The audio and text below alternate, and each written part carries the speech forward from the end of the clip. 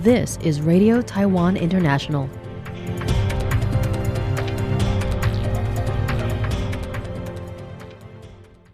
Welcome to the news on Radio Taiwan International. I'm Phil Eskowski coming to you from Taipei, Taiwan. We begin with a look at today's top stories for Thursday, September 18th.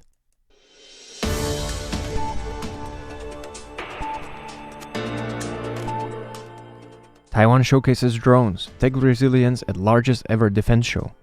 Over 500 teachers with 40 years of service honored at award ceremony. And US calls China's World War II claims on Taiwan's false narratives. But first, today's top story.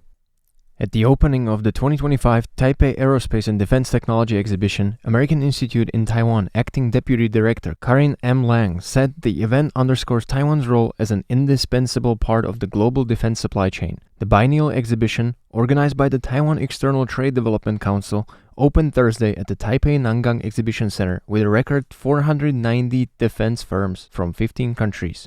This year's theme, Future Defense, Boundless Innovation, highlights advanced defense technology, sustainable flight, resilient supply chains, and unmanned futures. Major U.S. defense contractors, including Lockheed Martin, Northrop Grumman, and L3 Harris, are among the exhibitors. The council said Taiwan is leveraging its strengths in semiconductors, ICT, and precision manufacturing to strengthen domestic R&D and supply chain resilience. The exhibition also showcases the nation's focus on asymmetric warfare, with the National Changshan Institute of Science and Technology unveiling several new drone systems. Lang noted that 40 U.S. companies are participating this year, twice the number from 2023, reflecting Taiwan's growing market importance and the deepening of U.S.-Taiwan economic ties. Lang said Taiwan's aerospace and defense industries have demonstrated remarkable growth and maturity. Indigenous defense programs, precision manufacturing, and technological innovation have won global recognition, while Taiwanese suppliers are critical nodes in global defense supply chain. Defense Minister Wellington Koo told reporters that military exchanges between Taiwan and the U.S. remain frequent, with both sides aligned on bolstering Taiwan's defense autonomy and resilient combat capabilities. In the future, we will continue to solidify progress in related areas of defense capability, whether through technical cooperation or localized production, Koo said. I believe we will explore these matters further. President Lai Ching-te, Premier Zhou Rongtai, and Education Minister Cheng Ying-yao attended an annual ceremony celebrating the accomplishments of educators across Taiwan this Thursday. This year, 72 teachers received the Teachers Award, 20 received the Education Contribution Award, and 523 were awarded Senior Outstanding Teachers with 40 years of service, a record high. President Lai thanked the educators for their hard work and dedication, allowing children to fulfill their dreams and secure a bright future. Lai said, While the award winners come from different cities and different counties, different schools and different fields, they all share an unwavering passion for education, for love, and commitment to educational ideals. Everyone's willingness to unleash creativity, go above and beyond, and make extra contributions to students and education is truly admirable. Once again, on behalf of the nation, I express my gratitude. Lai outlined the government's education policies, including promoting educational equality and providing tuition subsidies for high school, vocational schools, public and private universities. He also emphasized the government's focus on holistic education, balanced physical and mental development, and uncovering students' potential. Lai added that the government will continue investing in education. Premier Zhou emphasized that teachers are the most important part of connecting with the world through learning processes in an age with rapid AI development. He said he believes that where teachers are, young people will find hope. The American Institute in Taiwan and the U.S. State Department have openly pushed back on China's claim of sovereignty over Taiwan. The American Institute in Taiwan, AIT, has openly accused Beijing of deliberately twisting World War II-era documents to back its sovereignty claim over Taiwan. The U.S. State Department quickly backed the statement, prompting an angry backlash from China. This year marks the 80th anniversary to the end of the war, and Beijing has seized on the occasion to argue that wartime declarations require Japan to return Taiwan to China. AIT dismissed that view, saying none of the documents determined Taiwan's final political status. An AIT spokesperson said China continues to misinterpret the Cairo Declaration, the Potsdam Proclamation, and the San Francisco Peace Treaty to create a legal pretext for pressuring Taiwan.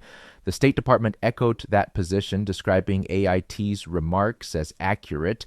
Analysts say Washington rarely speaks this bluntly, making it a direct challenge to Beijing's claims. Beijing's reaction was swift. The state-run Global Times blasted AIT's argument as self-deception, designed to justify the U.S. using Taiwan to contain China. It accused AIT and President Lai of dragging the island to the edge of war and claimed the U.S. was promoting the idea of Taiwan's undetermined status only to keep selling arms. On China's WeChat platform, another article argued Washington was undermining post-war arrangements to contain Beijing, accusing AIT of playing the Taiwan card to gain leverage in trade talks. Former AIT chairman Richard Bush said it was the first time he had seen the institute use such explicit language in public, though he stressed it still fits within long-standing U.S. policy. American lawyer and commentator Ross Feingold added that Washington has been consistent since 1949, avoiding any statement that Taiwan legally belongs to the Republic of China. He pointed out that as early as 2020, then Secretary of State Mike Pompeo said flatly that Taiwan has never been part of China. Joey Chow for RTI News. Taiwan Semiconductor manufacturing company investment in Dresden has given Saxony a special aura that will attract more international capital, the German state's economy minister said after a trade mission to Taiwan. Dirk Panther, who led the Saxony delegation during the Semicon Taiwan exhibition from September 10th to 12th, told German media that the trip was both productive and strategically important. Panther noted that Taiwan is the global hub of the semiconductor industry and that Germany can learn from its success. Besides attending the trade fair, he met with several Taiwanese tech companies, including Foxconn. He said the visit produced concrete results, citing plans by TSMC supplier Topco Scientific to open its first European office in Dresden in 2026 to support the new chip plant and other customers. Saxony has positioned itself as the heart of Europe's semiconductor cluster, sometimes called Silicon Saxony. Panther said TSMC's decision to build in Dresden has strengthened this role by bringing renewed investment momentum to the region. The German government and the European Union have increased efforts in recent years to boost supply chain independence in semiconductors, an area seen as crucial to economic security. Thomas Horn, head of the Saxony Trade and Invest Corporation, said 18 German companies exhibited at the Taiwan trade show, covering fields from manufacturing to packaging, sustainability, and sensors. He added that TSMC's presence has increased Taiwanese companies' interest in Saxony. Taiwan has also become Saxony's 9th largest export partner, with the outbound trade reaching nearly 1.6 billion euros in 2024, mainly in electronics, automotive, and machinery products. Taiwan's cabinet has approved a 3-step plan to incentivize fertility. The plan includes a payment of $3,300 for each newborn and aims to expand subsidies for assisted reproduction and medical egg freezing. It was discussed and passed during Thursday's cabinet meeting and is set to take effect on January 1st, pending budget approval. Minister without portfolio, Chen Shizhong, said in an interview on Wednesday that the first measure will raise all social insurance childbirth benefits to $3,300, up from the current levels ranging from $1,300 to $2,300, depending on the insurance system. Those under 25 without social insurance currently do not receive childbirth benefits. A single birth will qualify for the $3,300, while twins will receive double, $6,600. The government has allocated $157 million specifically for this program, separate from local subsidies.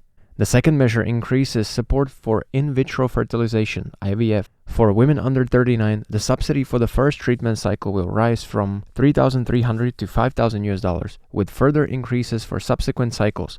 For women aged 39 to 45, subsidies will also be raised for the first 3 cycles. Low and middle income households can receive up to $5,000 per cycle. The total budget for this IVF initiative is $83 million.